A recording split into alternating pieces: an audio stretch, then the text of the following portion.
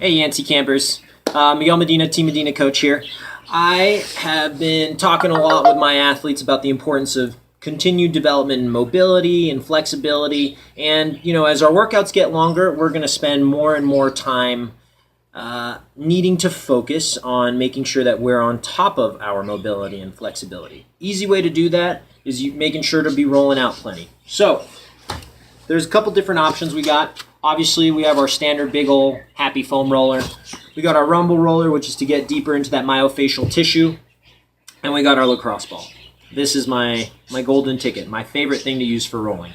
Anyways, beforehand, I want to talk about some do's and don'ts. So, do roll often, but do not do it for too long. So, if you want to roll every day for about 5 minutes, that's absolutely fine.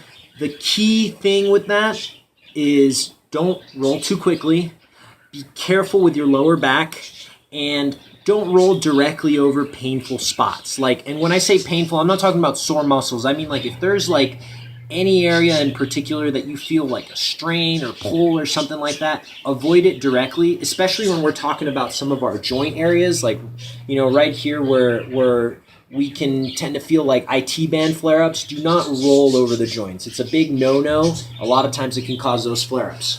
But anyways,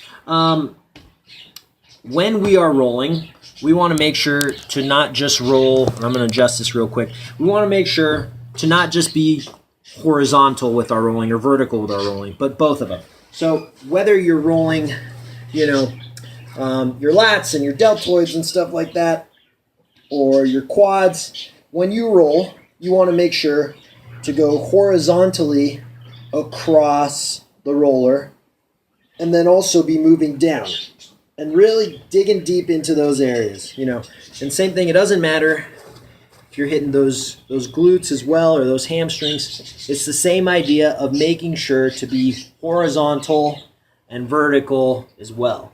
And I'm rolling quickly, but not with a lot of pressure right now, and it's just to emphasize the importance of going horizontal and vertically.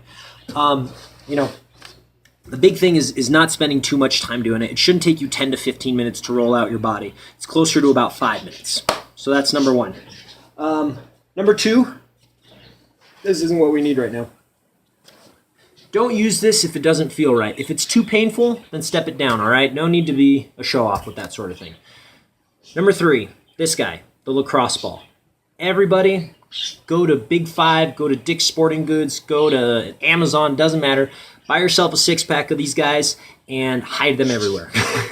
Keep one in your gym bag, keep one in your car, keep one in your office, keep one by your desk, keep one, by your chair that you watch TV in or something like that, and just have it on you. The moment that you're sitting down for more than about 45 minutes is the moment that you want to start putting this guy into good use, And you can do this in your office chair, in your chair, on a plane. It doesn't matter. I look like a weirdo all the time doing it, but you know what? I'm pretty comfortable and pretty mobile, and I'm never stiff. And same thing, let's say I'm sitting down. Can't really see the ball because it's cut off, but I'm just going to sit in my chair, and I'm going to move it circular with a lot of pressure. Slide down to other areas. Same thing like if you're in the car, you just reposition it, and that feels amazing. You can hold it for about 30 seconds in one spot with all your weight, and then again, you start rolling it around.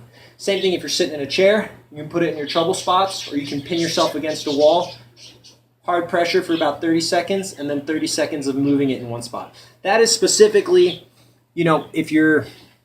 especially if you're traveling, it's important to be doing this, because sitting down for long periods of time without doing any mobility, without proper blood flow, it leads to things tightening up, it leads to potential injuries in the future, and in general, it leads to just not feeling all that good. So I want you guys to be limber, to be flexible, to be mobile, and to be comfortable, especially as our training volume increases throughout the year. If you have any questions, of course, post them below. And I'm sorry for the zoo in the background. I live with a biologist. Have a good one, guys. Train hard.